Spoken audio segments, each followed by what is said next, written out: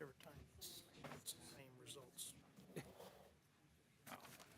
And then I catch 9 kinds of you-know-what over it. Yeah.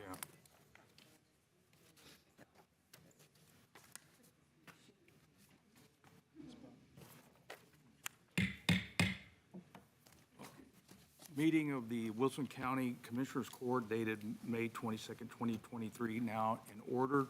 Let the minutes reflect that we have a quorum with all members of the court present.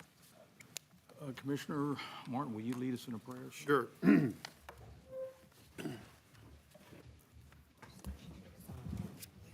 Bow your heads and pray with me. Heavenly Father, we thank you for this day where we can come together and conduct the business of this court in your presence. Lord, we just ask you to guide us and direct us to do things in the best interest of the county. And Father, we thank you for the rains that you have sent. This country looks beautiful. And Lord, we just ask you to remember those that are in need of your healing power. In Jesus' name I pray. Amen. To the flag of the United States of America and to the republic for which it stands, one nation under God, indivisible, with liberty and justice for all. Honor the Texas flag. I pledge allegiance to thee, Texas, one state under God, one and individual. Thank you. Item number 3 on public comments. Do we have anybody signed up for public comments? No. No public comments. Going to move on to agenda item number 4 on certificates and completions of awards. First one I have is for Kenneth Miller. He attended the Alamo Area Regional Law Enforcement Academy and completed a course in illegal dumping.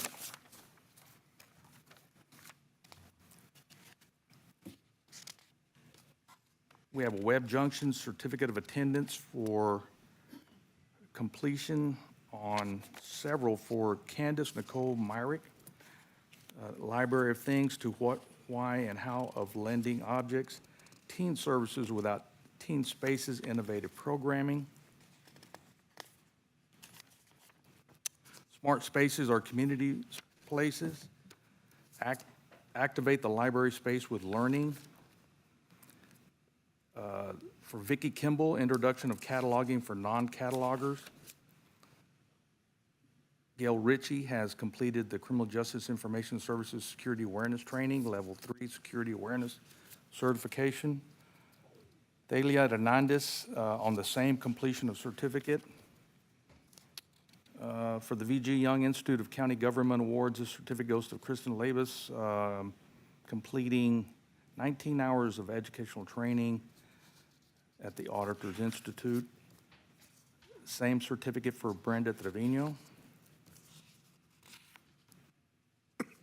And the last one would be for Commissioner King for illegal dumping put on by the Alamo Area Regional Law Enforcement Academy.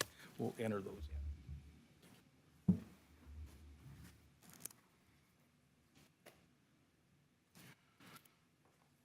Agenda item number 5. Lucy Cáceres is joined by Betty Hernandez. Y'all want to come up to the podium? We'll be reading Community Action Month, May 2023, a proclamation request. Y'all may come up right up here. I'm Betty Hernandez with the Community Action of Community Council of South Central Texas, and this is Ernest Leal from Guadalupe County. I was appointed by Judge Whitman, and Scott is my commissioner. And I just want to say how much we appreciate your support for the community action of the Wilson County. We are, I wasn't planning to speak, so I didn't have a whole lot to say. But we do try to transition as many people out of poverty as possible. We also serve the veterans of this county. We serve 31 counties, and we try to help veterans any way that they need help. And we appreciate any help from you If you want to send anybody our names or send them to the community council, we would appreciate anything you do. Since this is Community Action Month, we appreciate you signing our proclamation to help our community. Do we have a proclamation to sign?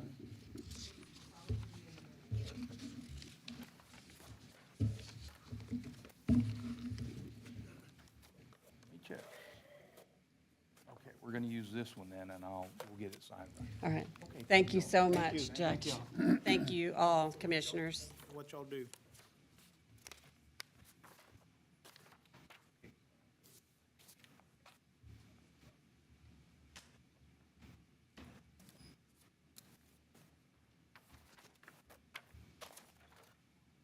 Okay, as that gets passed around, we'll move to agenda item number 6. Lisa Centeno, Department of Family and Protective Services, on behalf of the Adult Protective Services Program, they would like to respectfully request that Wilson County Commissioners Court proclaim June 2023 Elder Abuse Awareness Month. Do any of the parties want to come up and speak?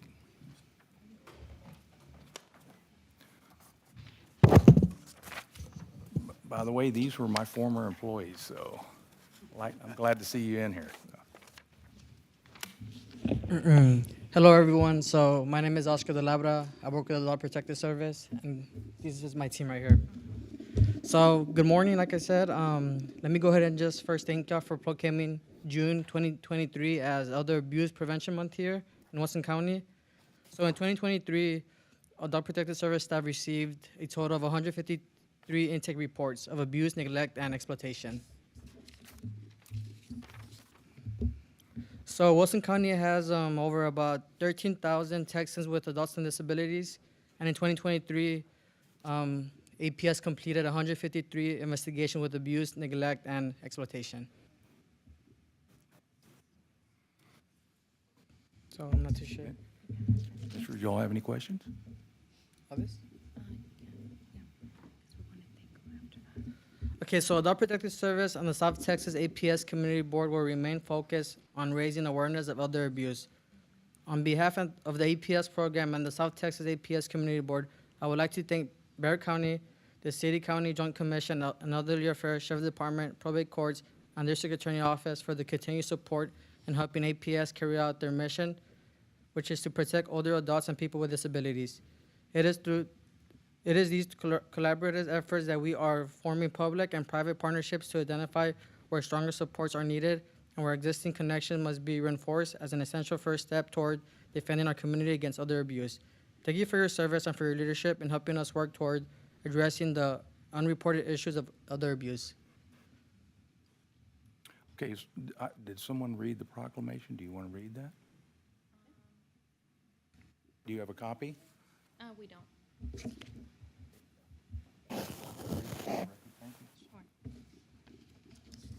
So thank you. Whereas older adults and people with disabilities of diverse backgrounds contribute to the well-being of this county by working, caregiving, volunteering, and actively persevering customs, rituals, and traditions. And whereas, as we age, we build momentum by accumulating knowledge, experience, insight, and wisdom that can be shared to enrich our community. And whereas, abuse of older adults and people with disabilities is a community concern affecting thousands of people across Texas. And whereas abuse affected more than 119,448 older adults and people with disabilities in Texas in 2023, and whereas abuse against older adults and people with disabilities is grossly unreported because of the social stigma, embarrassment, and fear, and whereas adult abuse affects men and women of all income and ability levels, all cultural and ethnic backgrounds, in all communities, and whereas elder abuse is everyone's business, it's important to strengthen our efforts to prevent, report, and address elder abuse. Now, therefore, be it resolved that the Commissioners Court of the County of Wilson hereby recognize and proclaim the month of June 2023 to be Elder Abuse Awareness Month. Okay. Thank you, sir. All right, we thank you for coming, and we we'll enter that into the minutes. Thank you so much. Thank you. Appreciate it.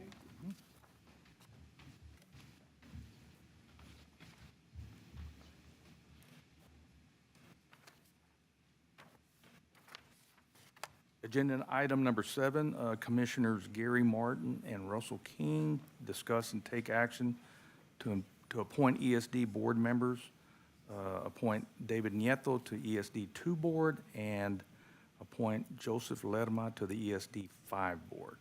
Commissioner Martin, you want to start first? Yeah. Thanks to these two gentlemen for stepping up to the plate and be willing to serve on this committee or this board. Commissioner King and Commissioner King and I talked to them, and we feel like these two would make good appointments to the ESD 2 and 5 boards. And I don't know, Commissioner, do you have anything else you want to add? No, total agreement that these two stepping up, and I appreciate y'all doing this. So it'll be a good thing for these boards. Okay, I'll make a motion to appoint David Nieto to the ESD 2 board. I'll second that. Motion made by Commissioner Martin, seconded by Commissioner King. Is there any discussion? No discussion, call for the vote. All those in favor say aye. Aye. All those against, motion passes. I'll make a motion to have Joseph Lerma on the board for ESD 5. And I'll second that. Motion made by Commissioner King, seconded by Commissioner Martin. Is there any other discussion? There is none. I'll call for the vote. All those in favor say aye. Aye. Against, motion passes. Thank you. Gentlemen, y'all want to, are you both of y'all here? Yeah, they're Come on up here right so we here. can swear you in, then we'll take a picture. Come on up. We'll get you to stand right here in front. I'm going to do one at a time because you're two different ESDs, okay? All right. Mr. Lerma? All right. Mr. Lerma, repeat after me. Just say your name, and I'll do the rest. I Joseph Lerma, do solemnly swear or affirm that I will faithfully execute the duties of the office of Commissioner ESD number 5 of the state of Texas, and will, to the best of my ability, preserve, protect, and defend the Constitution and laws of the United States of this state, so help me God. I do. All right, congratulations. Hang tight right there. All right, Mr. Nieto. As if you already don't have enough to do as a captain of the game wardens. Yes. They talked me into it, yeah.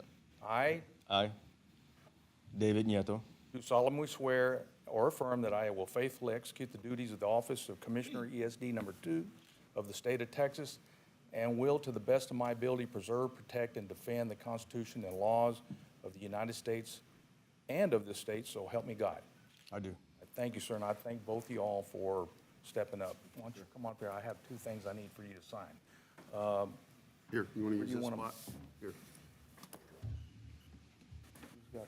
Who's got a phone with, let him take a picture? Let's go over here.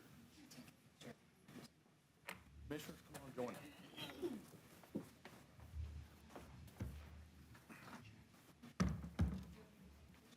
Yeah.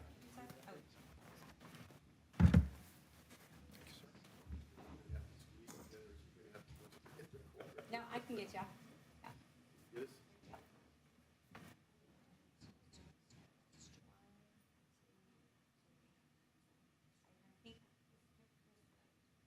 Did you get one already? Did you want one? I got them. Swearing? Okay.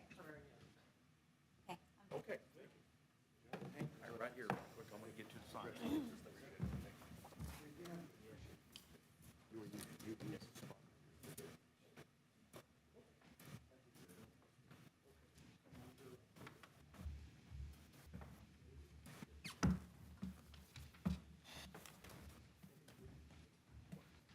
Do we just do the distribution once a year?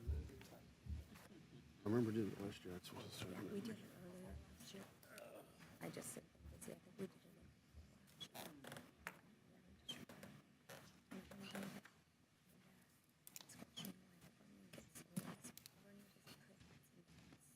Scott to do, they had, probably what they just do on the day for.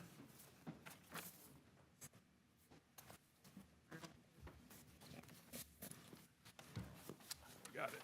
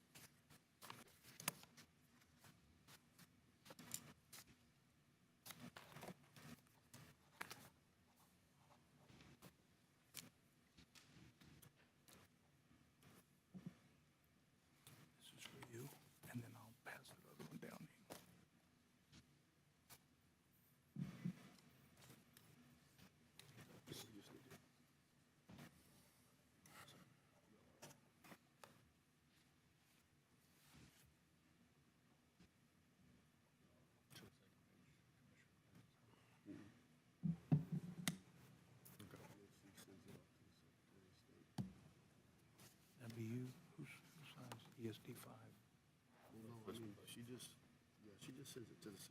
I think you're the only one that has to. Oh, no, that's supposed to be them. Oh. Okay, we'll have to get them back. Okay.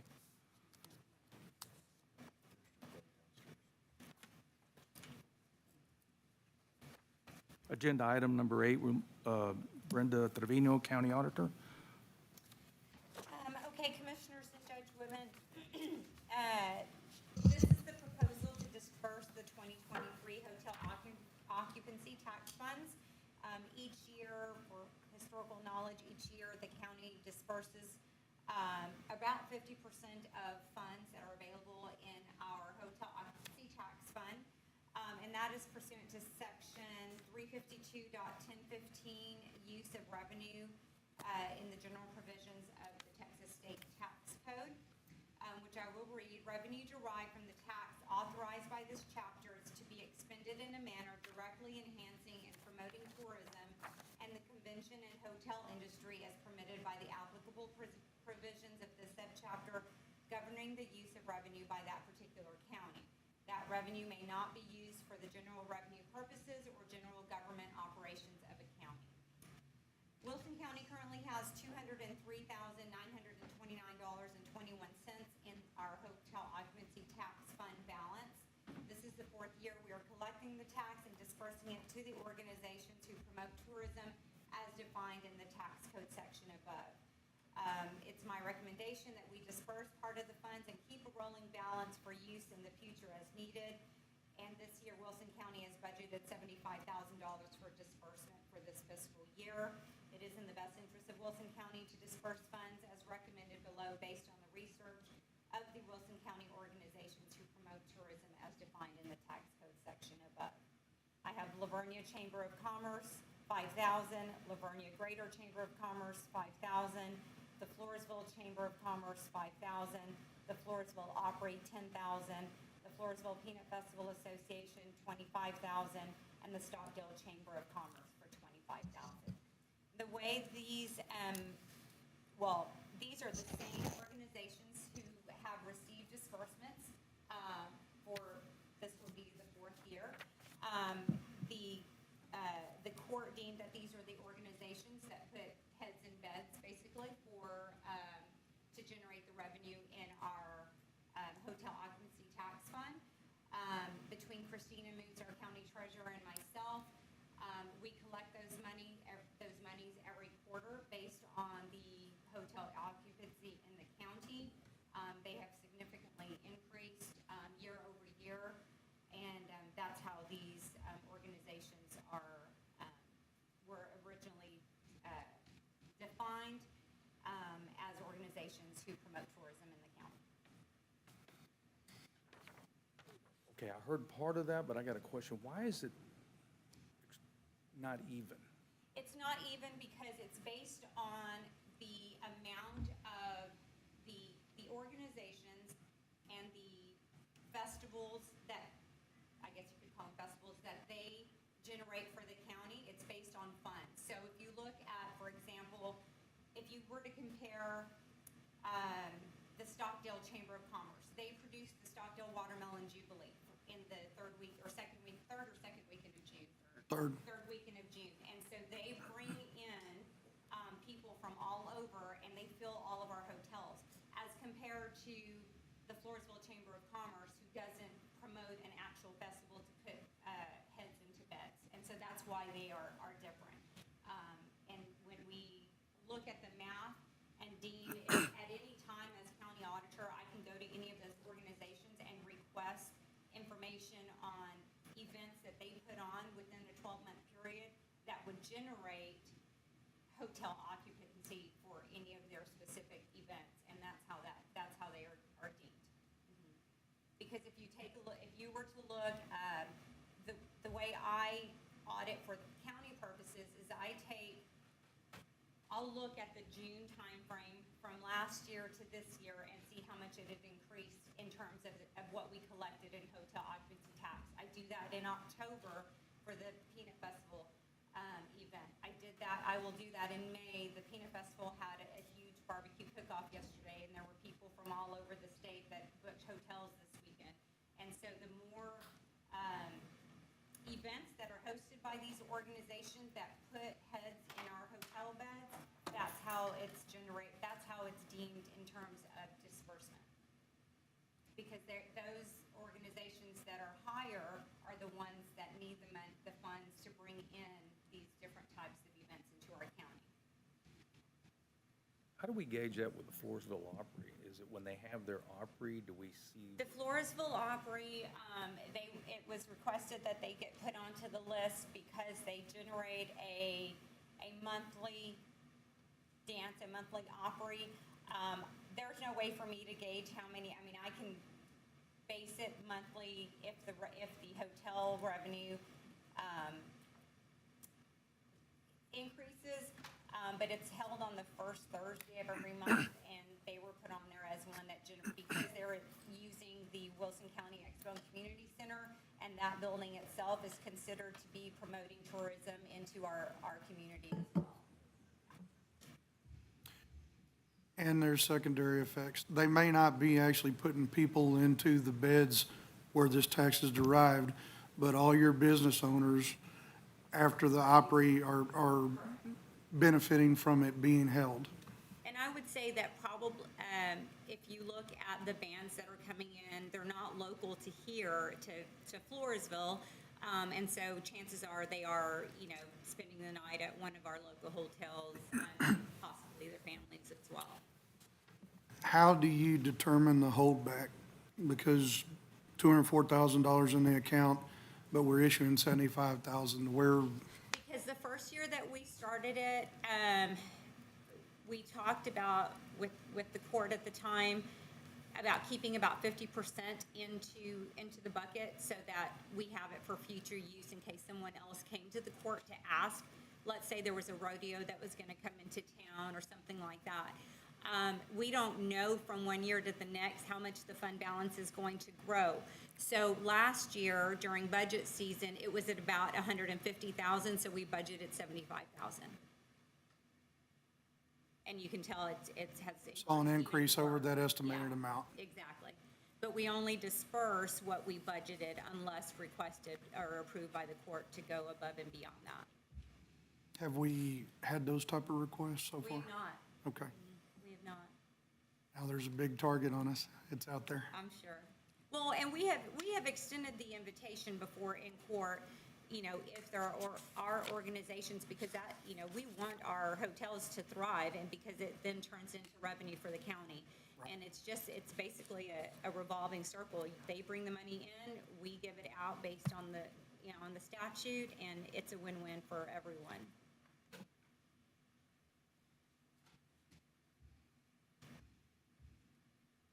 Looking for a motion. Well, I wanted to talk about the Lavernia. They have a huge hotel there, and they have several events every year, Lavernia. Lavernia, when this was put together, Lavernia has the Lavernia Bluebonnet Days. They went away from having an actual festival to just having a parade. And so we went ahead and left them on the list, even though they don't have a weekend festival like they used to have, and just having the parade. But we thought people probably come in for that day event. I'm not aware of any other festivals that they have. In my research, I'm not aware of any other They're starting July 4th. Yeah, they have- Livestock show. produced by the, Yeah, they've got a night in Old Lavernia. Night in Old Lavernia, and that brings a lot of people in. Yeah, casino night. well, those are festivals put on by other organizations, not the chamber. So, for example, Conley Memorial puts on the casino night for Consolata. Consolata, and so those are different organizations like that. That's not directly put on by the chamber, unless I'm mistaken. I called and spoke with, I can't remember her name right now, who's the president of the chamber, who explained to me the events that they put on. Okay. Commissioners, I'll entertain a motion.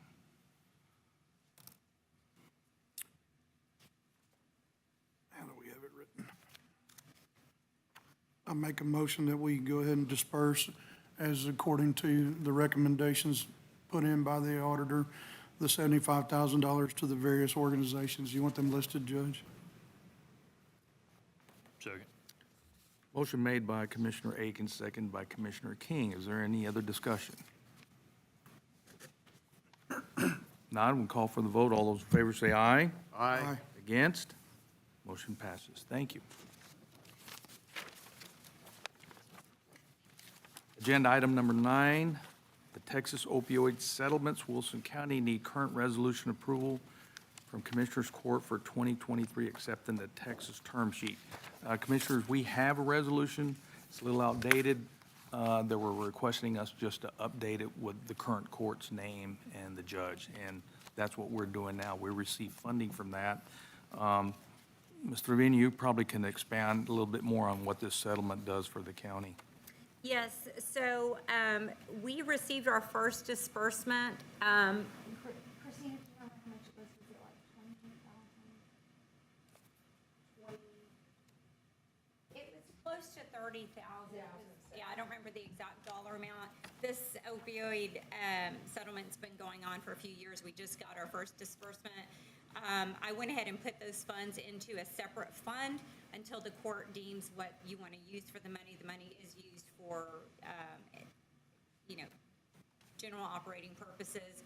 And by passing this resolution, it's my understanding that we could get a second round of funding, and that money will just continue to go into the fund until you decide what we're going to do with it. Okay. Commissioners, I'll entertain a motion. I'll make a motion to adopt a resolution for the approval of the current Commissioners Court for 2023 and accepting the Texas term sheet for the Texas opioid settlement for Wilson County. Motion made by Commissioner Martin, seconded by Commissioner Paradola. Is there any other further discussion on item number 9? There is none. We'll call for the vote. All those in favor say aye. Aye. All those against? Motion passes. Agenda item number 10, Commissioner Jeff Paradola, Precinct 3, discuss take action on a public hearing to take place on June 19th, 2023 at 10 a.m. for adding speed limit sign for 35 miles an hour on County Road 319 between FM 775 and Rolling Hills Drive. Also placing a speed limit sign for 45 miles per hour on County Road 319 between Rolling Hills Drive and County Road 307. Commissioner, you have the floor. I make a motion that we adopt this, that the judge just read, and have the public hearing on June the 19th for the change of the speed limit signs. Second. Motion made by Commissioner Paradola, seconded by Commissioner Martin. Is there any other discussion on item number 10? Hearing none, I'll call for the vote. All those in favor say aye. Aye. All those against, motion passes. Agenda item number 11, Brenda Trevino, County Auditor, discuss and take action on resolutions for OOG Grant 301548 Violence Against Women's Act and OOG Grant 3309906 Victims of Crime Act, OOG Grant 4830201 Rifle-Resistant Body Armor. Ms. Trevino. Yes, Judge, I've got the 3 resolutions here that you've asked me to read. These are 3 grants that we have already applied for through the Office of Governor. 2 of them are renewal grants, which are the 2 grants for VAWA and VOCA, which are in the County Attorney's Office. And then one of them is for the new rifle-resistant body armor for the Sheriff's Department as well.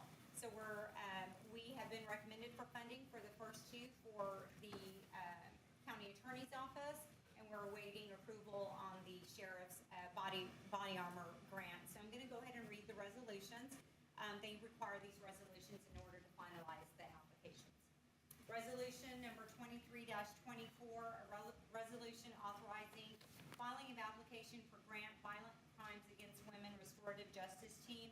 Whereas the Wilson County Commissioners Court finds it's in the best interest of the citizens of Wilson County that prosecution of violent crimes against women continue. And whereas the Wilson County Commissioners Court finds that it is in the best interest of the citizens of Wilson County that the Violent Crimes Against Women Restorative restorative justice team be open for the 23-24, for the year 23-24, and whereas Wilson County Commissioners Court agrees to provide applicable matching funds for the said project as required by the Violence Against Women Act grant program.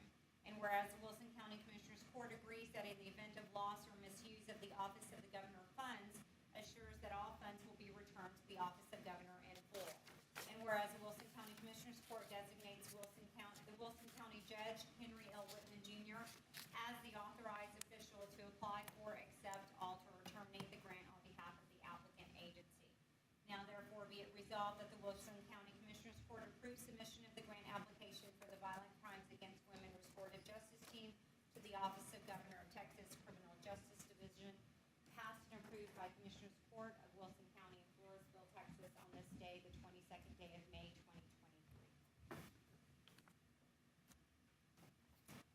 The second one is a resolution authorizing the filing an application for Grant Victims of Crime Act Grant, CJD, General Victim Assistant Direct Service Program. Whereas the Wilson County Commissioners Court finds it's in the best interest of the citizens of Wilson County that prosecution of violent crimes continues. And whereas the Wilson County Commissioners Court finds that it's in the best interest of the citizens of Wilson County that the position of Wilson County Victim Assistance Coordinator be operated for the year 2023-2024. Whereas the Wilson County Commissioners Court agrees to provide applicable matching funds for the said project as required by the Victims of Crime Act grant program. And whereas the Wilson County Commissioners Court agrees that in the event of loss or misuse of the Office of Governor funds, assures that the funds will be returned to the Office of Governor in full. And whereas the Wilson County Commissioners Court designates the Wilson County Judge Henry L. Whitman Jr. as the authorized official to apply for, accept, alter, or terminate the grant on behalf of the applicant agency. Now therefore be it resolved that the Wilson County Commissioners Court approves submission of the grant application for the Victims of Crime Act, CJD, General Assistance Direct Services Program to the Office of the Governor of Texas and Criminal Justice Division, passed and approved by Commissioners Court of Wilson County in Floresville, Texas on this 22nd day of May 2023.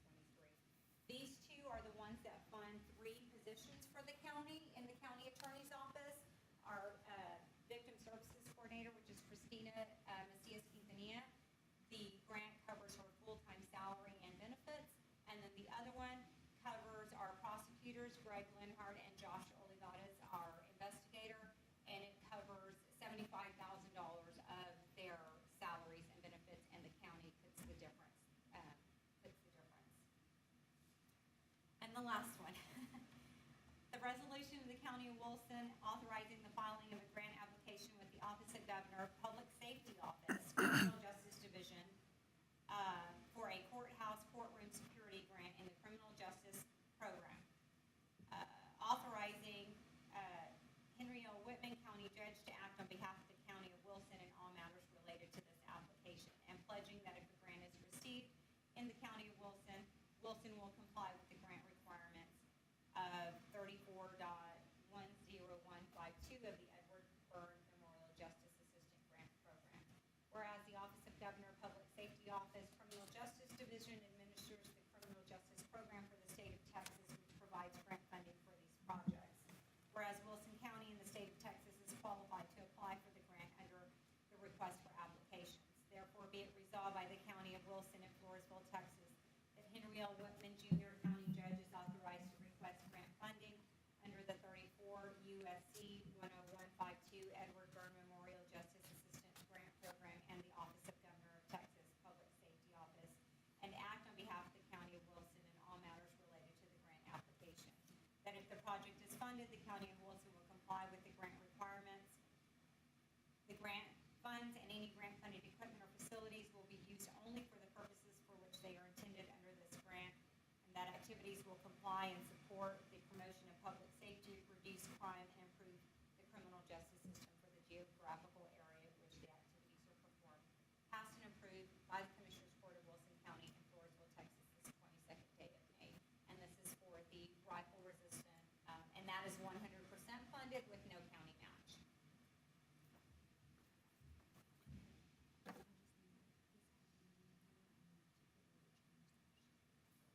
You want to just hold off on that? Okay, all right, that'll work.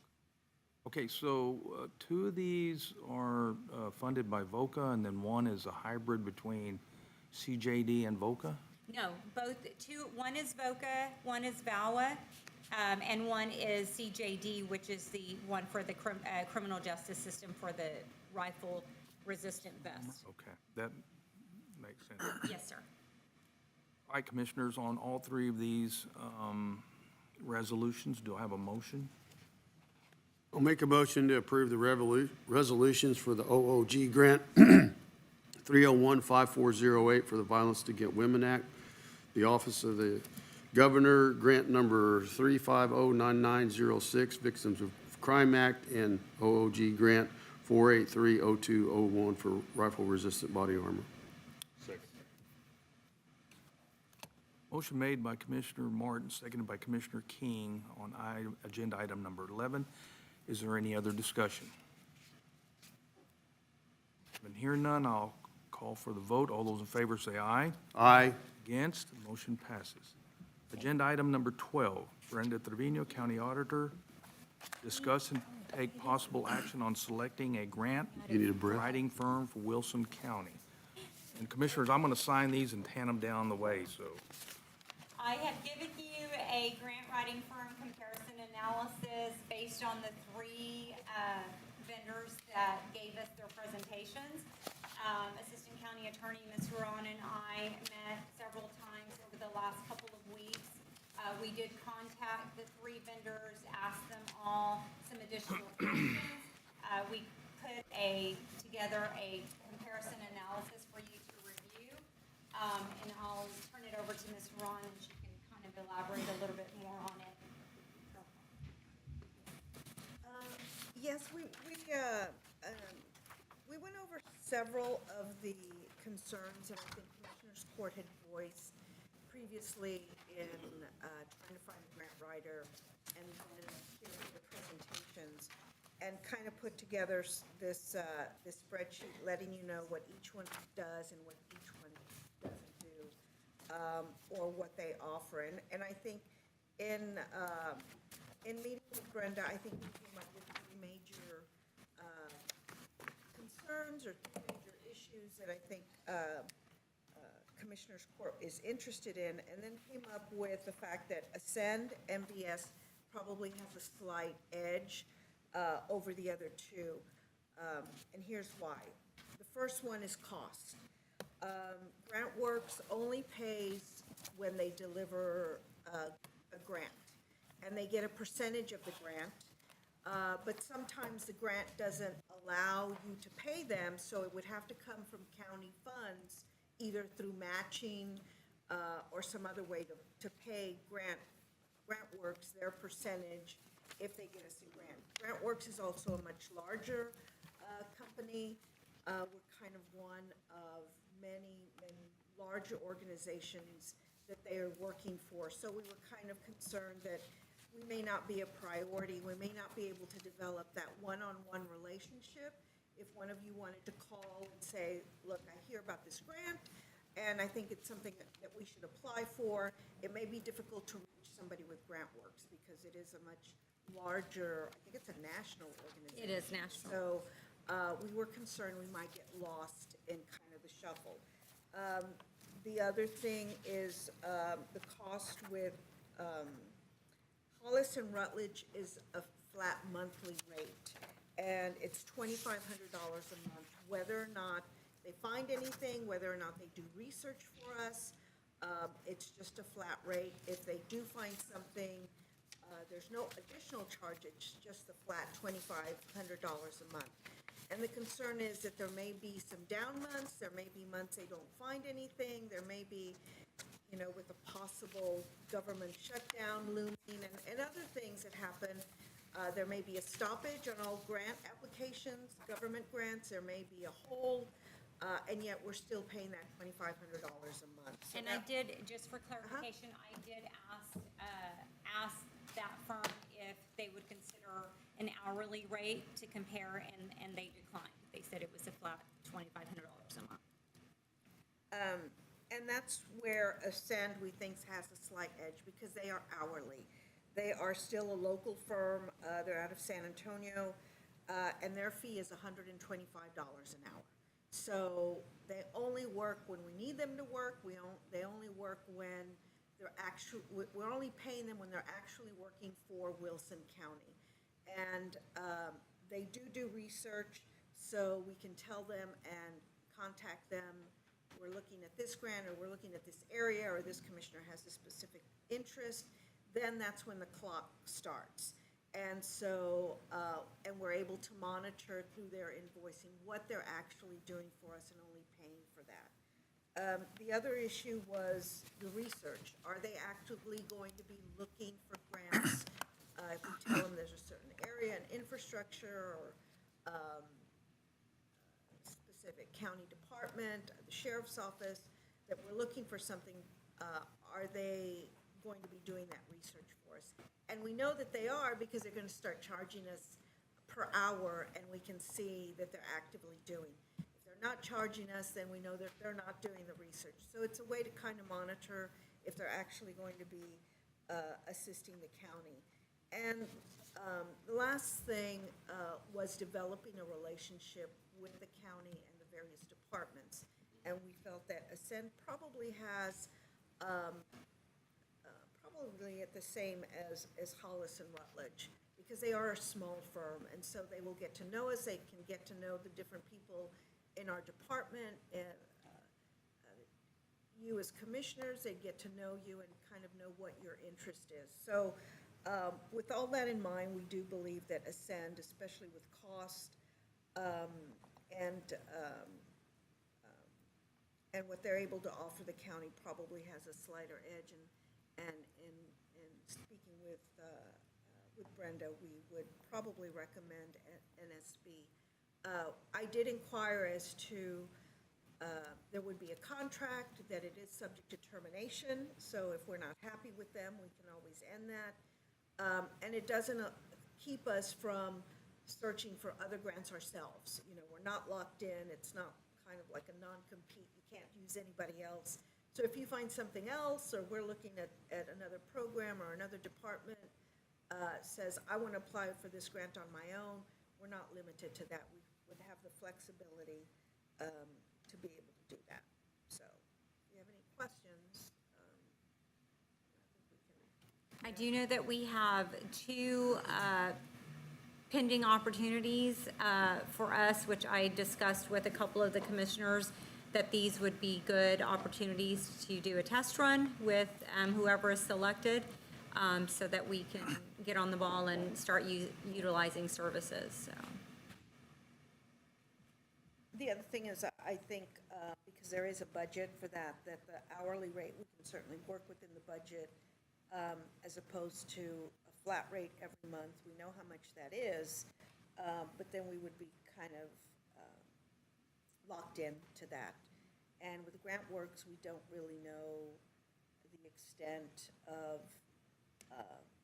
what they would award and what that could cost, because the matching could be substantial. If you get several $1 million grant and we have to pay them a percentage, and it cannot come out of the grant, that could hurt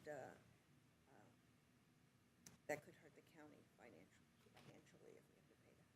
Well, so that was going to be one of my questions. I mean, they'll still write some administrative fees into the grant for themselves, correct? Well, I mean, that's a it depends on normal the thing. grant, but yes, there's some administrative fees that would be allowed, but lots of times they don't, like the VOCA and the VAWA one didn't. Okay. Every grant is different, it just depends on, it's most of your larger, your federal grants, Judge, that will allow some administrative fees to be covered. And we don't have a whole lot of federal grants. Most of ours are local state grants, which are the ones that we currently apply for, but some of these bigger ones will certainly have that covered, so. And I think that's, in comparing, Ascend is not going to charge an additional administrative fee. Their fee is just $125 an hour at, I thank y'all for breaking this down. This is really helpful for me. So will they give us a record of their hours Yes, we requested information from all three on how their hours are documented. For Ascend, she stated that she would, they bill out every 2 weeks, and it would detail what research is being done by which of their grant write. They have 4 employees. What research is being done, how much of the application process has been done, et cetera. So we'll be able to track that to verify before we pay. And how, we're sitting here, we're kind of halfway through, a little more than halfway through the year, so there's money, because I guess our original discussion was we would use that open position to fund this, which was open for a good part of the time, so Correct. so that's how we're gonna. That is planning to correct. My fund it. thought was that, since I have the open position in my department for the 4th grant person, we would use those funds to pay for these invoices, and then Judge, as it's probably perfect timing, because we'll use now till September 30th to evaluate, and then we can budget accordingly for the new fiscal year, but we certainly have more than enough funds to cover for the rest of this, remainder of this fiscal year. Do you know if there are any grants right now that we are interested in? Yes, and we have 2. We have 2 that the deadlines aren't until August, I believe, so it allows plenty of time to, so there may not even be any research for them right this minute, because they will have 2 potential opportunities for them to start working on immediately. So, and if we have a request, do you want us to go directly to them, or is Kayla gonna, or one of y'all gonna? Yeah, what we discussed was that Kayla would be your go-to person, so if you either know of a grant or are looking for a grant, and this goes for any department, then your direct contact would be Kayla, of course myself as well, but would be Kayla. She would gather all of the information as requested by the grant writing firm, and then Kayla would pass on all of that information to the grant writing firm, and those 2 would collaborate to ensure that the application process gets started, and ask any questions and all that kind of stuff to go directly. Instead of, it was discussed with them, instead of the grant writing firms having to hear from 4 different commissioners, the county sheriff, Kayla, the librarian, et cetera, if we just had one go-to person so that we keep it all organized in an organized fashion, it would make it better for everyone.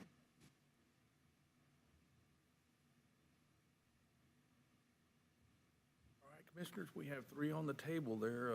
Someone want to make a motion on which one we should choose? Can I ask her, Yes, sir. so they're gonna bill every 2 weeks, and we're gonna get this invoice. Are you able to take and go, okay, show me?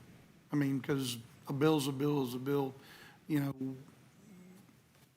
Can they produce their work and go, here's, I think the results would probably speak for themselves. I won't be able, if they tell me, if they bill me for 4 hours of research, I'm not sure how I can verify that, but I would guess that 4 hours of research should produce, you know, something, and we would be able to see an application process is being worked on. Because how all 3 of these operate is they would actually have logins to our grant sites. So we have like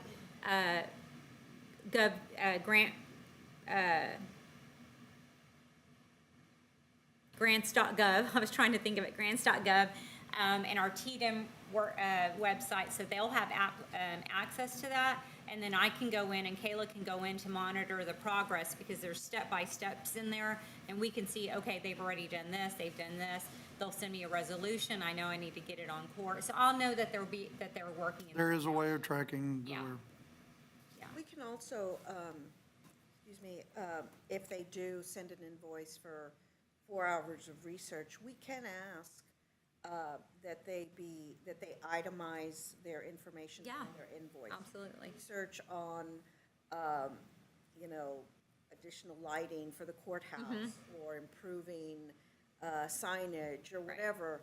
We can, that way we know exactly what they're researching for us, what we're paying for, and then whether or not it's successful or not, and then go to, And it's whatever gonna be we- based on what we tell them, what we're looking for, with all 3 again. they would, we would meet with them to tell them, these are our needs, these are the types of grants that we would like funding for, and that's where they're, so it's gonna be a combination of that type of research, as well as research on ones that we present to them, hey, we found this grant, can you research and make sure we're eligible, and then start the process, so. You know, we're looking at a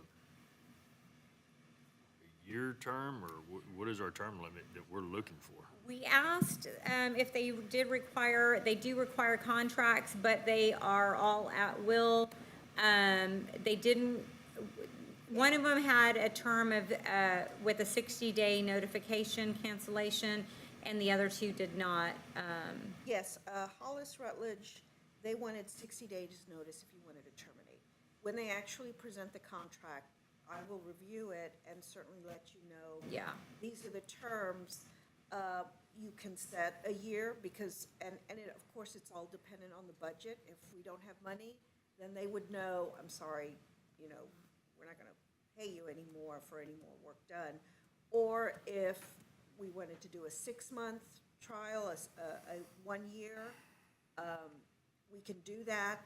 All it means is that we're not then going to go to GrantWorks or Hollis and say, oh, we want to also bring you in. Right. But if at any point we're not happy, we don't like the grants they're doing, and we don't like the communication, it's costing too much, and we're not really seeing, we can always terminate at will as well. And I will review those contracts and address any concerns at that time, what those provisions are, and explain what that contract provides for. And related to the contract, GrantWorks did, one of their requirements was that we go out for a request for proposal on each grant that we are looking to obtain, and then we would have to sign a contract for every grant with them.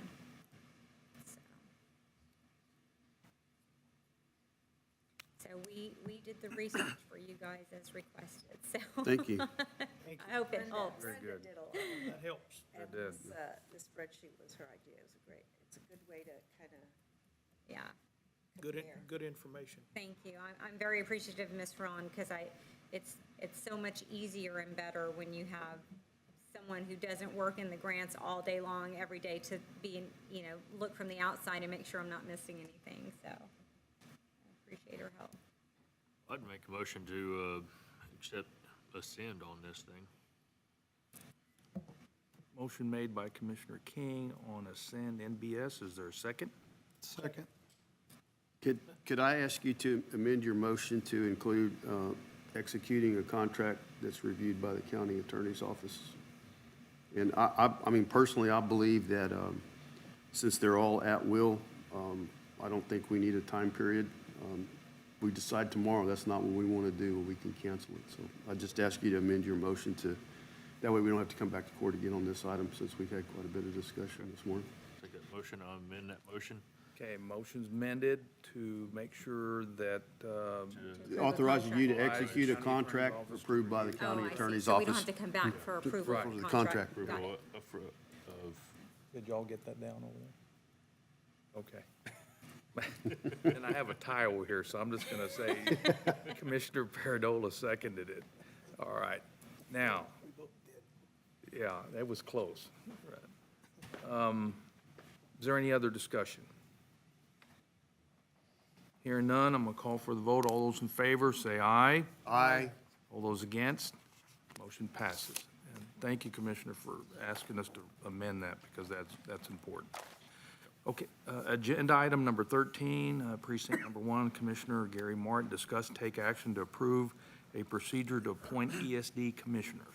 You have the floor, sir. Thank you, Judge.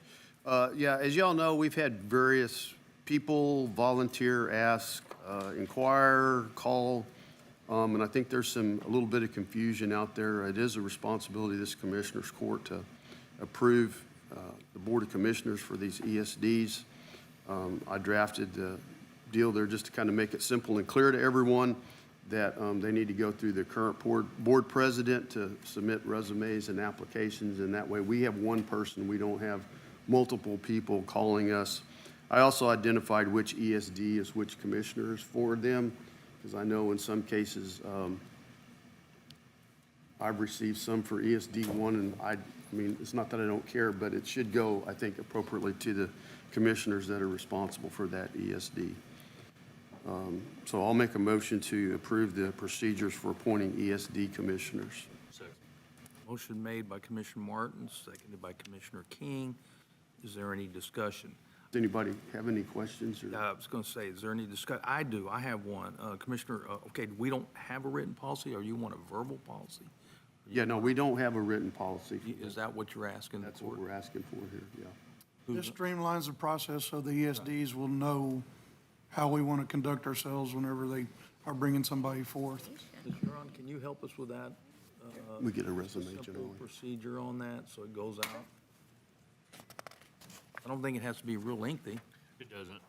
No, I mean, this is it. It's Yeah. less, What we have in front less, of us. less than a Whatever we page. have there, we can. Yeah, we just have need to Lindsay- email it to the board presidents of each of the ESDs and, But I want her to look it over first and then give her approval on it. I mean, that's fine. We're going to have a procedure just so that she looks it over. Okay, any other discussion? Hearing none, I'll call for the vote. All those in favor say aye. aye. Aye. All those against, motion passes. Agenda item number 14, Nikki Store Library Director discuss take action on seeking bids to check County Building 1144 C Street for asbestos and removal of non-load bearing walls. Ms. Store, you have the floor. Okay, good morning. Morning. Yes, it's me again, sorry. So, if you go to the next one for me. As always, I put together a PowerPoint. Several years ago, the library was asked to help with the Wilson County Historical Commission archives. And when they did all of the master plan and changed all the buildings, this is 1144 C Street that the archives was placed. It used to be the adult probation's office. When I was doing my own research to find out where the building came from, it was in fact the very first brick and mortar building for the library in Wilson County back in the 1940s.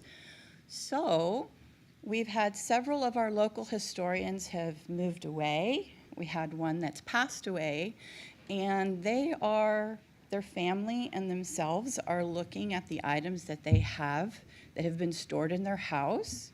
And the statement that I got was, it was under the bed. It was under the bed in my second bedroom. It was in my bedroom. So now they're starting to donate stuff to the archives, and we are quickly growing out of this building. When this building was adult probation, you'll see that all the looks like little cubbies, all of the probation officers, I believe it was a requirement, had to have an office and it had to have a telephone line.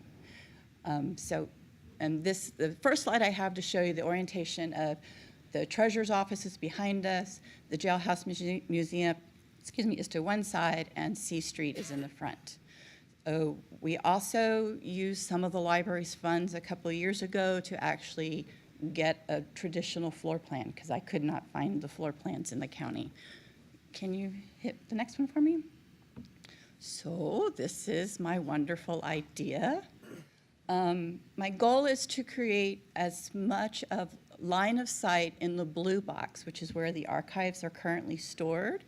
So I would like to be able to take down as many walls as I can. This is just my plan. It has not gone through an architect.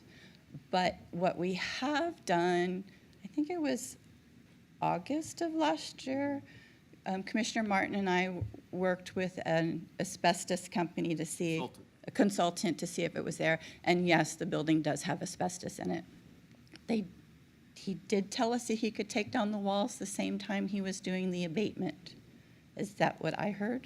Yeah, so they could remove walls, well, actually, it's in the sheetrock joint compound and in the floor tile adhesive. So they're basically gonna have to take all the sheetrock down anyway, so that, to remove the asbestos, because you can't just remove that joint compound. Correct. So we have the shelving that we need. I just need permission today to proceed with getting the bids for this abatement. And I wanted to let you know what our plan is. So if you look in the blue box, what's in orange will be like staff area. We have the honor of having Governor Connolly's reading collection. So the only thing I'm missing from his study is his hat. So I've got feelers out to try to see if we can find Governor Connolly's hat to put into that one reading room. Then towards the back of the orange, we would open it up for tables because we are considered a closed stacks, which means you can't check anything out to take it home. You have to look at it in the building. So we would need the tables for people to stretch out maps, stretch out their research. And then going further back into the blue section, as many of those walls can come down. What's being donated is boxes of memorabilia that belong to families that they don't have any place to store it, so they would like us to keep it. So we're in the process of digitally cataloging that with pictures. And then we also have a maps room. We also have a file room that we are outgrowing with pictures. The other side of the building is where the Historical Society used to meet, but they've outgrown the space. But if we could help eliminate those walls that are the blue, we could probably expand the meeting space. Is there one more slide maybe? And just to help you out, this is the first picture of the building, so you know the outside of the building, which one we're talking about. And this is just my plan. This is not a formal plan. This is the way I think of what needs to be done, is we need to evaluate the building, and then we need to try to get the asbestos removed, and then we can go from there. And I think that is my last slide. Yes. So today I'm asking for permission to start the renovation process for 1144 C Street. You're asking just to get bids, not the renovation. Correct. That's starting of the process. So you're going to have to start the process by getting the building evaluated for the abatement. And which walls are load-bearing or not. In which load-bearing walls can be removed, it's just going to require some bracing, but. Right. There is one big header that runs across the archives that would probably need to stay, because where the archives is added on to, it used to be the garage where Miss Jackson parked her bookmobiles. So that's what's added on at a later date. Commissioner Martin, you're the engineer on court. Have you been up there to look at that? Yeah, we have, and this has been going on, like she said, we started this last year, we looked at it, of course, everybody was disappointed when they found out the building had asbestos in it, but that's just one of the things you have to deal with.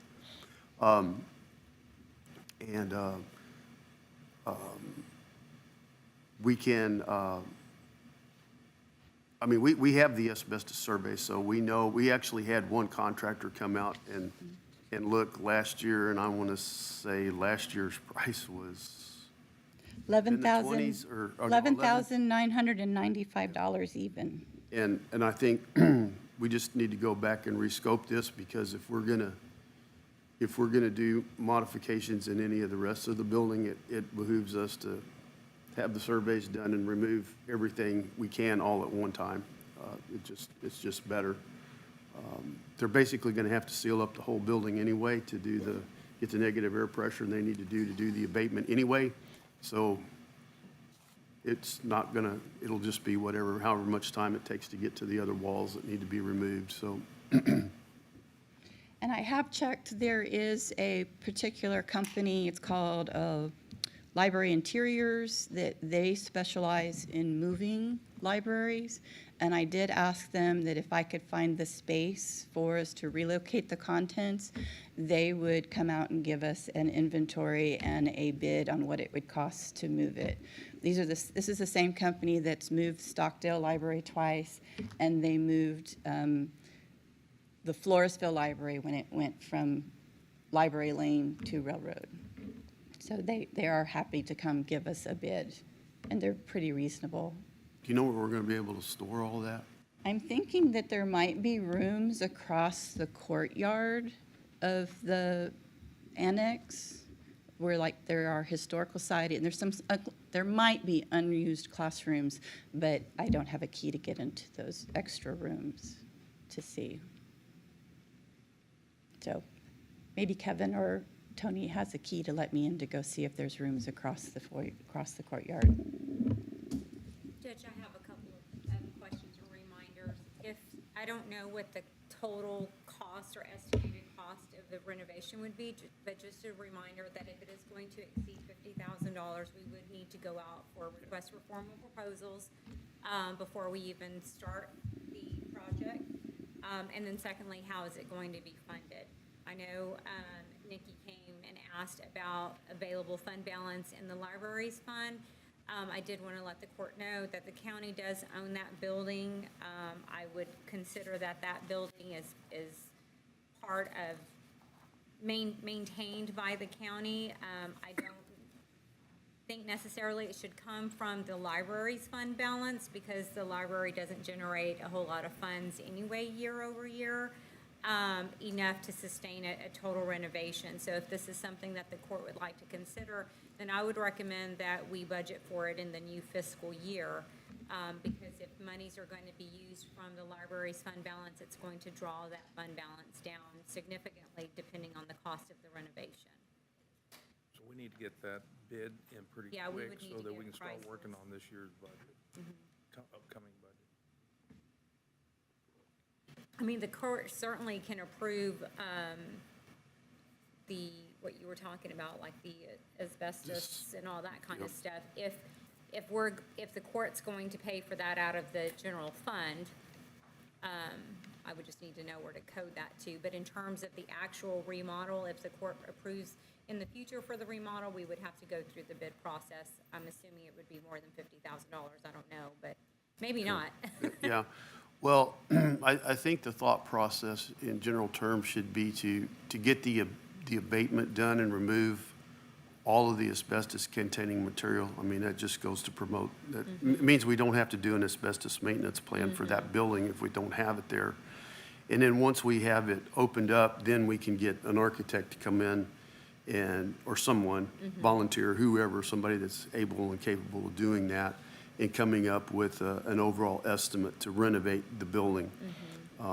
Certainly, the asbestos consultant and the abatement appears to me, based on what I know today, that would be under $50,000. But she's going to get a bid to do this anyway. We do need to call the consultant back to do the other half of the building, or give us a new letter. That won't be very much. And then once we have that, then we could get a bid to remove the asbestos. And actually, we called 3 companies. Only one would come out. I mean, they're busy, so, but it is under 50, so. So my question would be, if you guys approve to go that route and start that, is that something that the general fund budget's going to pay for, or the library's budget? So I would just need to know what that's. I think since it's a county building, I mean, at this point, I think the initial part of it, I mean, you know, we're talking probably around 20 or 25,000 total, maybe. That should just come out of whichever fund you think's appropriate, and then we can address the issue going forward once we have a determination on the cost.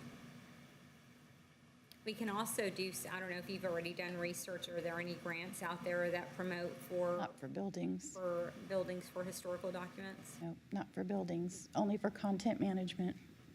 I'll make a motion that we give Ms. Storr permission to proceed on getting a bid for the building at 1144 C Street for the abatement of the asbestos and removal of the non-load-bearing walls. Second. Motion made by Commissioner Spitadola, seconded by Commissioner Martin. Is there any other discussion? Do we need a specific type of contract or wording No, any farther than that? Okay. I don't think I so. would just add, because I don't know, for the asbestos and removal of non-load-bearing walls, is that under $50,000? Okay, so then we don't need a request. So it's not for the it's not her getting bids for the renovation of the building, it's for this particular. Remediation. Correct. That's what I said. Okay. Yep. Any other discussion? Hearing none, call for the vote. All those in favor say aye. Aye.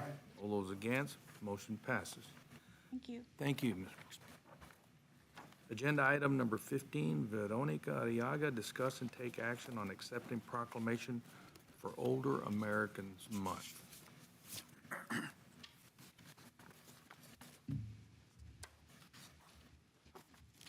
I have it. First, I must ask, aside from my colleague here, are we the older people in this commission court?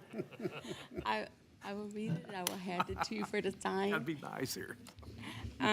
Good morning. My name is Veronica Arriaga, and most of you know me as a advocate for senior citizens in our Wilson County area. I'm here to read the proclamation for Older Americans Month. I have my fellow colleagues from ACOG, from the Alamo Area Council of Governments, Alamo Area of Aging. I have Joseph. And then I also have some community partners. I have Cecilia and I have Kathy. And without our community partners in our area, we could not do what we do for our Wilson County seniors in our area.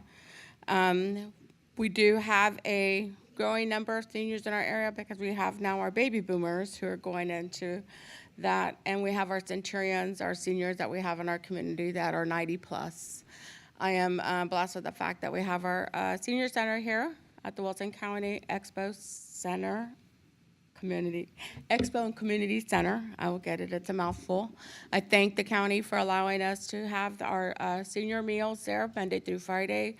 We're there from 10 to 1. We're averaging between 19 to about 28 now daily, and having those activities so they can have socialization in their life and also a hot meal, because sometimes this is the only place that they will have that socialization and a hot meal. So this is something that's very near and dear to my heart. I thank the county judge for being so involved with us, and I invite all of you commissioners and anyone that can come out at about 11:30, 12 to have a hot meal with us and socialize with our seniors and hear a little bit about their history and what they have given back to us in Wilson County. Older Americans Month 2023 proclamation.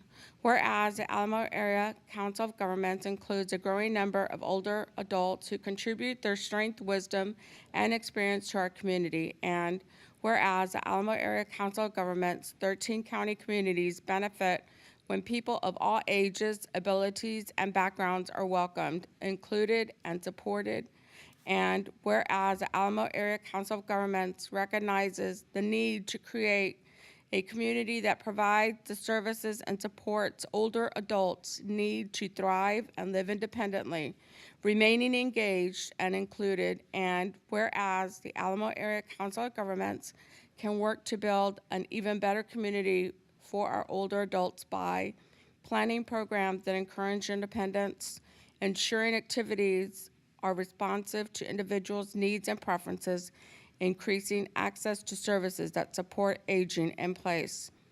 Therefore, the Alamo Area Council of Governments 13 region proclaims May 2023 as Older Americans Month. The Alamo Area Council of Governments urges every resident to recognize our older adults' contributions, help create an inclusive society, and joint effort to support older adults' choices about how they age within their communities. Now, therefore, we are undersigned to here proclaim the month of May 2023 as Older Americans Month in Wilson County, and all citizens to observe this month by supporting the goals and ideas of those working towards the awareness and participating in community efforts. Thank you. I will be handing it to you.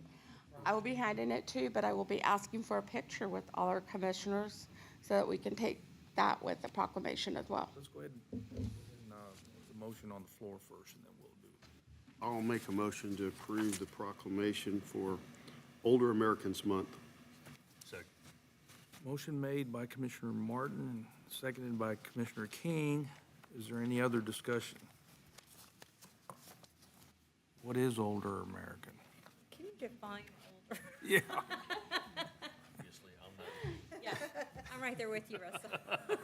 Y'all are okay, I can tell you that. Have you gotten an AARP request? There for you go, membership? that would be the line, that's it, that was a long time ago. All right, okay, no other discussion, call for a vote? Did we already call for a vote? Yeah. All right, I'll call for a vote. All those in favor say aye. Aye. All those against? Motion passes. Thank you. We'll go ahead and do that right now.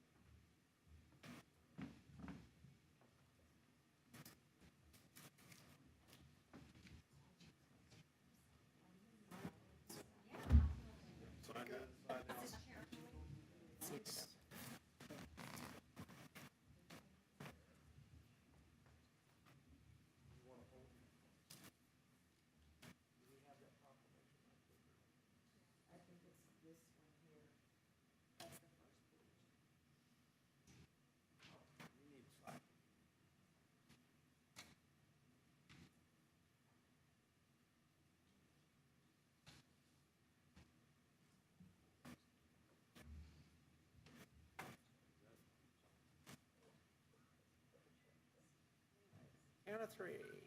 1, 2, 3. One more just in case. 1, 2, 3. Thank you.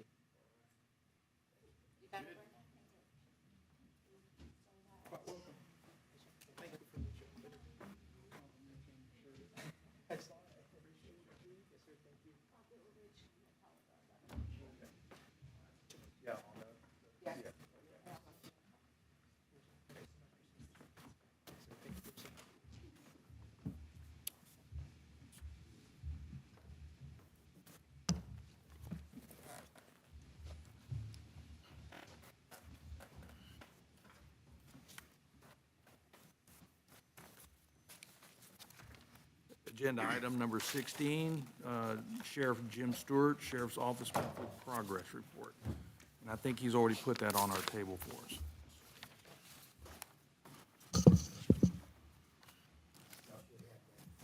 Yes, sir.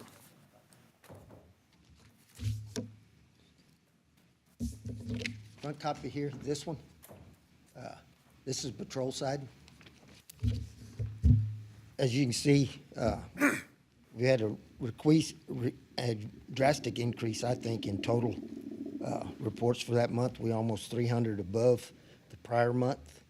But I think that's a lot that we are trying to be more proactive, and some of that is us did it. Not, it wasn't stuff that the public requested us to do. It was stuff we were out there trying to find. Because we've increased our security checks, patrol buys, stuff like that. We did have, and it's reflected on the other report, you can see we've got 200 and something more traffic contacts. We are trying to do more for patrolling subdivisions and y'all's places of interest that y'all have problems with traffic-wise, and we have had a pretty good increase in total number of traffic contacts. On the CID side, we're holding pretty much status quo. We're still holding about 100 cases under investigation. Open ones at in this month, 45. As you can see, where it says the other crimes 9, I think we actually arrested 4 or 5 DWIs this last month in traffic. And I've been trying to get them out there because we do have quite a few accidents on weekends, and a lot of them I know involve drunk drivers, and we need to be more alert for those. Let's see, what other thing here? Property crimes, you can see, is our biggest, and unfortunately, we're fixing to come to summer now. These totals are probably going to increase over the summer because kids are out of school, people are out running around. There's more stuff available, so I look for probably an increase in criminal activity for the next couple months anyway. Let's see. The jail, y'all probably interested in that. They did the repair and maintenance on the cell doors about 2 weeks ago. I have not heard a complaint about a door not functioning properly since they did it. So that looks like it's going to be a pretty good plus. What did that wind up costing? Big victory. Their bid for that was $4,900. But they're going to come back, they did the automatic door closers, the shock absorber things that close, they're all original. They said some of our problem is those doors don't close completely because of that. Change it out. So they're gonna give me a bid on changing those out and a yearly maintenance contract to where they come in and keep that stuff up. What were we thinking at first, Sheriff, that it was gonna cost? About $250,000 just for the locks. That's fantastic. And I did see one of the companies for the locks that had been there prior. I think I saw they're come back with a bid of like 180. So it was lower than what I thought it was gonna be, but still $180,000. We probably looking at grand total, I'm guessing it's somewhere around 40 for the door mechanisms and the maintenance. So we should be much better. I do have jail approval, jail commission approval for the shower stalls, and the showers herself. All I have to do is get the final bids on those. Neither one of them is gonna be in excess of $50,000.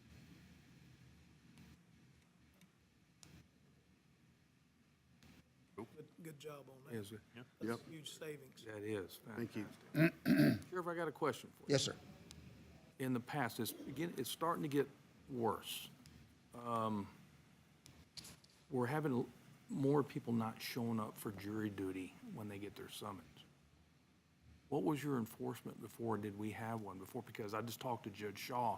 He was lucky to have enough to have his 2 trials. And I'm gonna tell you, as far as I know, nobody has made that an issue with me in the last 2 years, for them not showing up.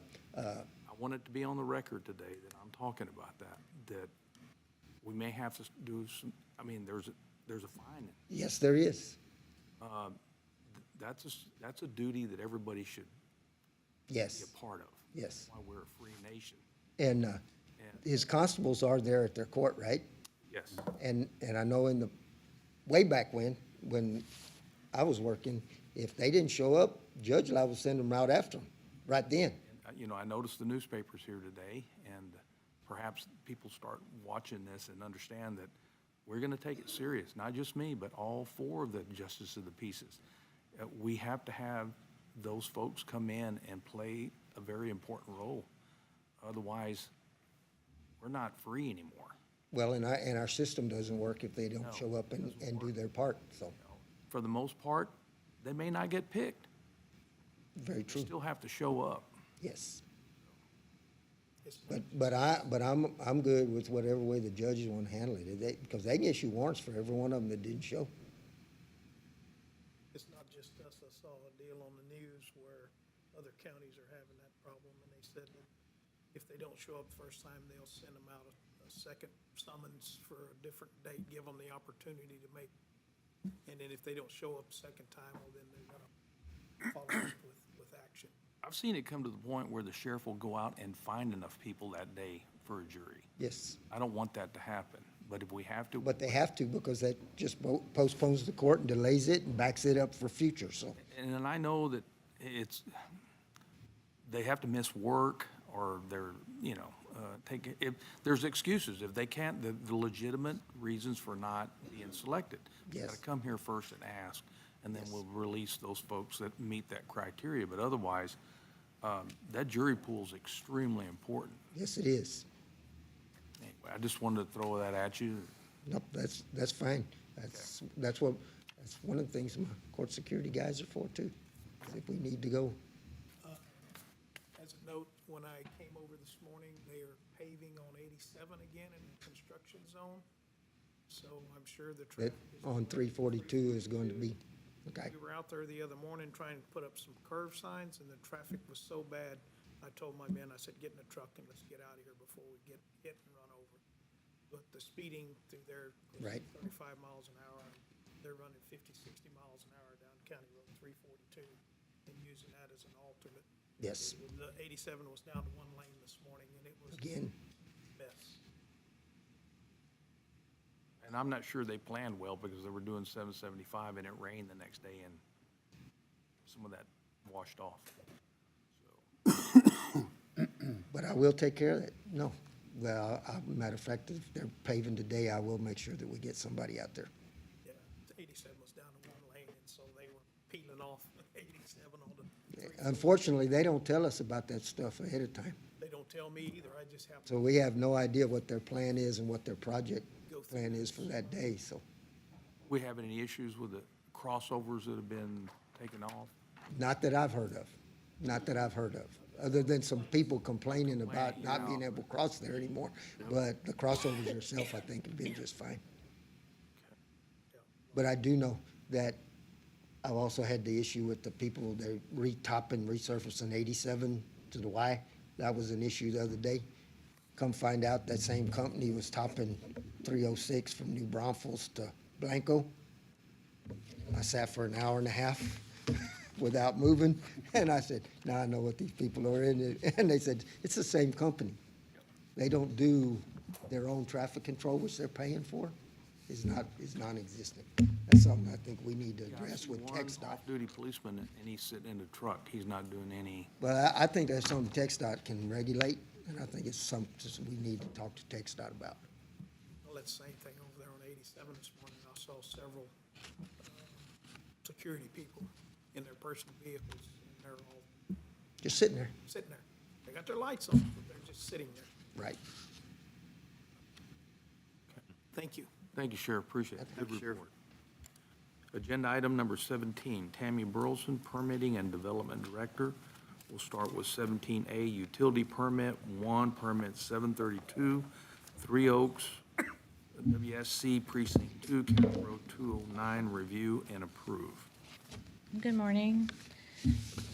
We have the Three Oaks is going to be boring on County Road 209 for water service located at 2208 County Road 209. This will consist of a 2-inch service line with a 3-inch casing. Make a motion to approve permit number 732 for Three Oaks, boring under County Road 209. Second. Motion made by Commissioner King, seconded by Commissioner Martin regarding 17A1. Any other discussion? Hearing none, a call for the vote. All those in favor say aye. Aye. All those opposed, motion passes. 17B, subdivision Sandy Rocks 1, review and approve final plat, discuss and take action. This is a new subdivision with consisting of 9 lots located off of County Road 331, which is in Precinct 2. It's just off of US Highway 181 North. They've gone through all the requirements with the Wilson County Subdivision Review Committee and have a favorable recommendation to proceed with the filing of the plat. Make a motion to approve the Sandy Rocks. Second. Motion made by Commissioner King, seconded by Commissioner Martin. Is there any other discussion on 17B1? Hearing none, call for the vote. All those in favor say aye. Aye. Opposed, motion passes. 17C, subdivision Hidden Ranch, Rio Alegre, Unit 2, Lot 42, 45, 46, replat. Discuss, take action on setting a public hearing for the revised plat application. The developer of Hidden Ranch owns lots 44, 45, and 46 of the Rio Alegre subdivision and wants to absorb those 3 lots into the Hidden Ranch Unit 2. In order to do this, a public hearing will need to take place. We are asking for the hearing date to be on June 26th which will allow Mr. Lifesty to publish the public notices prior to the public hearing. That's in my precinct. I'm familiar with this, so I'll make a motion to set a public hearing on June 26th at 10 a.m. For the public hearing for the replat of Hidden Ranch / Rio Alegre. Okay. Motion made by Commissioner Martin, seconded by Commissioner Paradola. Is there any other discussion on 17C1? Hearing none, call for the vote. All those in favor say aye. Aye. Against, motion passes. Thank you, Ms. Burleson. Thank you. Agenda item number 18, Christina Moots, County Treasurer, discuss take action on County Treasurer's financial report.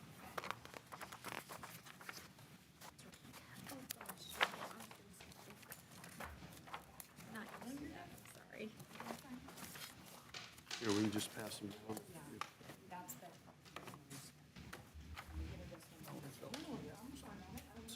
I said, felt two of them duplicate copies. We're up here.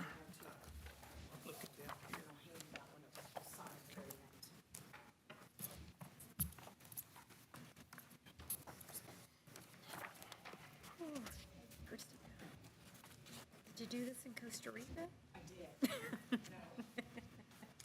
I didn't even work, that's hard to believe, but I did not take any. There's two duplicate, yeah. I couldn't find any more. What you have received today is March, as well as the investment report for the ending for January, February, and March.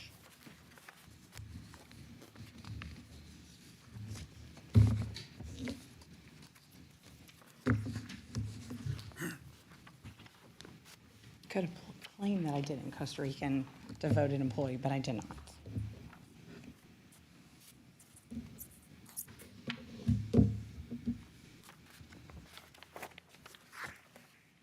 Christina, is the summary of investments, the interest, is that just for March or that's for the entire quarter? Like Are you on just March's report? Yes. By chance? Yes. Yes, okay. So yes, that is strictly just March's So interest. In March, we got $52,000 of interest for Texas class and 40-something for, 52,000 for Texas class, and Tech School was 43,000, is that correct, for the month of March? Correct, that is correct. Tech Pool is obviously, you'll see a little lower still on their percentage. Tech Pool interest goes into the general fund, so you'll see that not moving on the ending balance, or obviously being added in there. And yes, Texas class is at a standstill. I'd like to hit the 5, but it's not there yet. But yes, those are true numbers. That's what our interest was for just the month of March.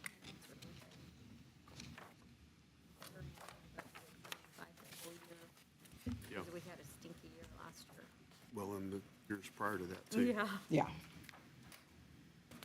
Of course, there's other implications to receiving good interest rates, so.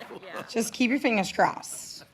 Banks are checking, obviously, are rising a little bit as well, so it looks a lot better than what it was. It's not high like it used to be, but it's getting there.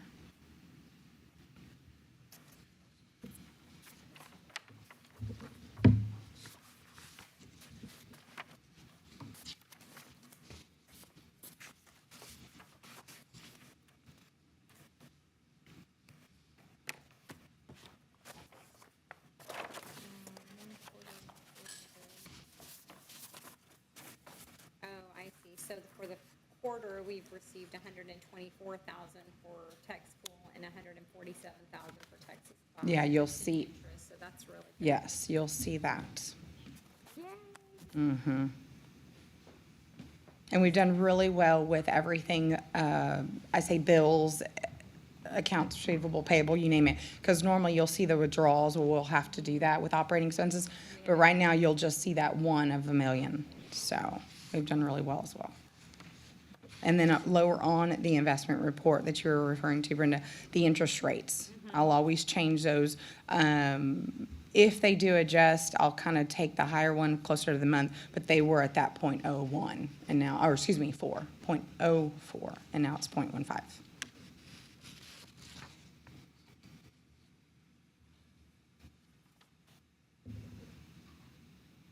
And when Texas Spots gets up to 5, it makes me wonder if we should transfer more money to Texas Spots from tech school since it's generating higher.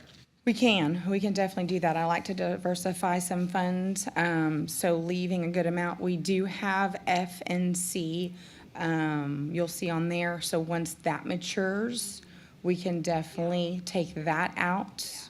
I did that just to lock in a certain amount that we had. CDs were okay, it's just the problem is when they start to rise. Do you happen to know the maturity date for the FNC? Yes, that one is October. So it's gonna be, it's getting, yeah. Recommendation to the court in September to I am. that and move it. I am. I did that, not knowing what everything was gonna do at the time. That was the best rate that they had. So I did wanna do that, but going forward, yes, I do agree. My recommendation or my thought process is to move that to where we can really earn a good amount of interest. So chances are, if the rates are still good, it will, be moved to Texas class. You'll see that.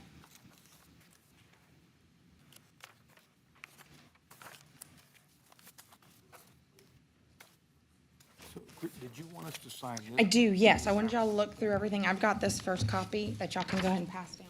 Okay. That's the county clerk's copy for you, everyone. But everybody else, that's y'all's copy. Okay.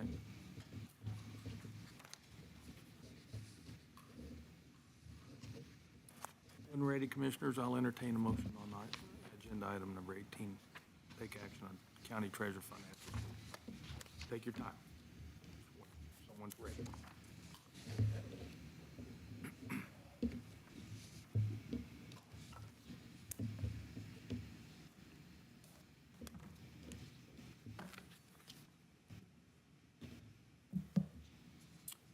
Motion that we approve the treasurer's report.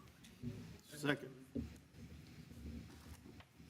Motion by Commissioner Aiken, second. Here. Commissioner Martin seconded it, okay.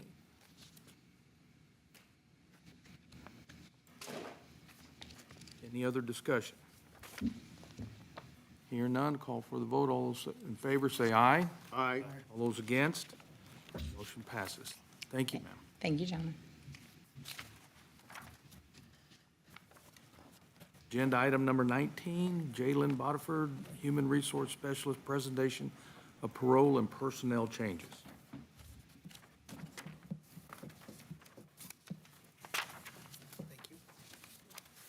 Thank you.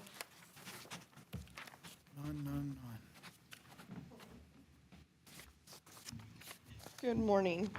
John Esquivel was hired as a road hand for Precinct 1, making $18 per hour or $37,440 annually effective May 15th.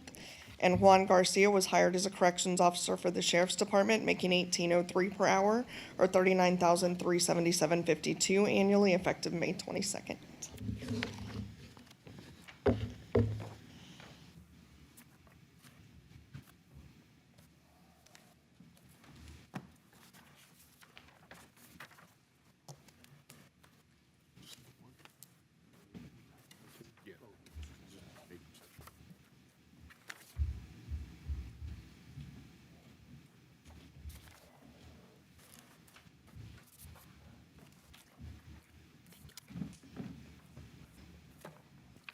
Agenda item number 20, Brenda Trevino, County Auditor, discuss take action on county bills. Oh.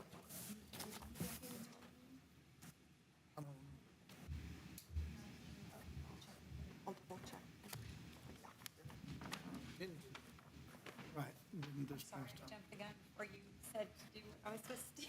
No, no, no. You know, now that we're on the bills and everything, I want to get this on the record. Have we already stopped charging them that fee because then they're in a different category for the vehicle that they use? Are you talking about the vehicle usage? I did get the email. I apologize, I didn't respond before I got that. Okay. I spoke with Tom Caldwell about that it was not going to be put into our employee handbook, but he is going to do a separate policy for that, where these vehicles are being coded emergency vehicles. Okay. So you will not have to be charged for that. I need to check on the timeframe of that, but it was going to be a separate policy, so we wouldn't have to. They're nowhere in the handbook right now where they're being coded, or they were, or stating they're emergency vehicles. So we've already decided on that. I thought we approved that they are in that category, they shouldn't be charged. I don't think we did. No, I don't believe we did, because the last time I spoke with him, that would have to be a separate policy on that. Yes, standalone, excuse me, yes, standalone policy. Okay? I'll check on it, Commissioner. Okay, thank you. Okay, so I presented the bills to you. The total amount that I've reviewed and approved is $262,923.09. It never stops.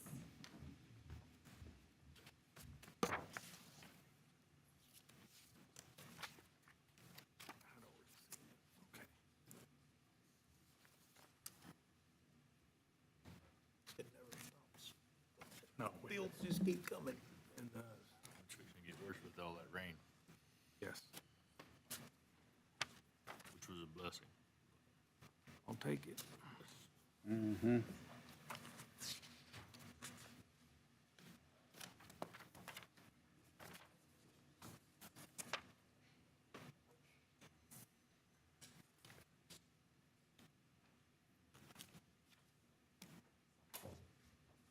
Commissioners, when you're ready, I'll entertain that motion. I've read that already. I've already seen the budget for this, bills for this month.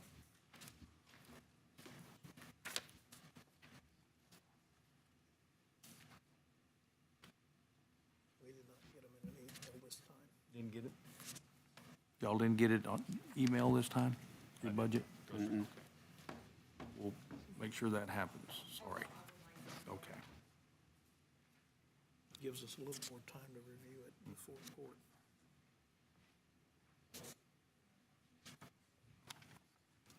I see the plumbers are here, or at least their tractor is. I don't know how long it's gonna take, but so they'll start working on this system this week, so. Yeah. I don't get the pretty one. You get the line through it. You get the one with the line. Gracious. Looks like mine.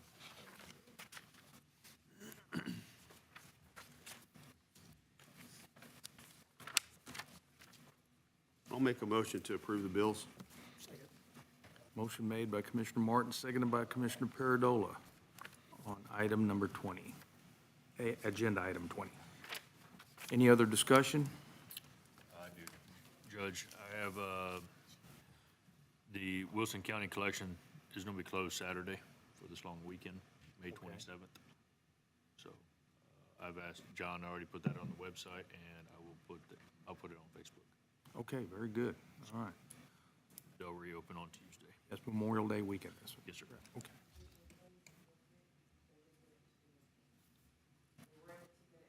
Okay, and it got into the newspaper. Perfect. Okay, very Thank you. good. Okay, thank you.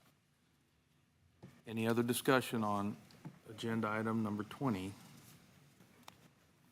Hearing none, I'll call for the vote. All those in favor say aye. Aye. Against? Motion passes. You don't need these back, right? No, All right. Is it still on, Which one? the signature page? Yeah, okay.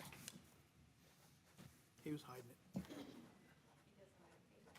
I will let everybody sign, then we'll adjourn. Real quick, Judge, I just want to clarify, as far as the abuses, they're not being charged, it's being taxed. That's basically what it's on their, the taxes for it. They're not being charged with that certain amount that they see on their paycheck, that's the amount you put into their tax on that. Just to clarify that. Okay. So I happen to see Commissioner Paradola's getting charged $60 a month. Why? It's not, it's based on, and I can show you the form, as far as the vehicle itself and the mileage that he is driving. It comes up to the amount for the taxable fringe of the vehicle and the taxable travel. Those two are being added into his gross, or across the board, Do we do that for our deputies that take home cars? No, because they fall into the law enforcement side of it, and the commissioners don't. That's why it was discussed about a month and a half ago with Tom Caldwell of doing a standalone emergency policy for that, where they no longer will. So once that's taken care of in court, then we, okay. Once he does develop that policy and it does get approved in court, they will no longer be taxed on that amount in their payroll, or not even the commuting rule. Everybody else will apply extension, foreman of your group, anything like that, but the commissioners will not. Okay, I'll get that rolling as quick as possible. Thank you. Have we signed that?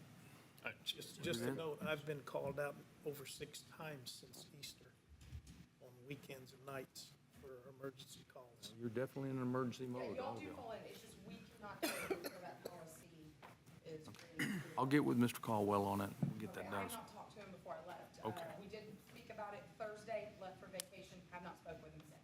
Okay, I'll get with him. All right, Commissioners, the time is 10:46, and I'll entertain a motion to adjourn. Make a motion to adjourn. Motion made by Commissioner King, seconded by Commissioner Aiken. All those in favor say aye. Aye. All those opposed, we are adjourned. And we will reconvene here at 11:30 for a special meeting for one agenda item. Hey. Go ahead if you got something, but I'll tease you about it later. Thing that we have 1,300 with the developer on 2, 3. I stopped shy of telling them, yeah, we met in the middle on one of them because the SO put us both out there Yeah, at the that's same this time. afternoon. Yeah, that's at 762 acres. We use your conference room Yeah. downstairs.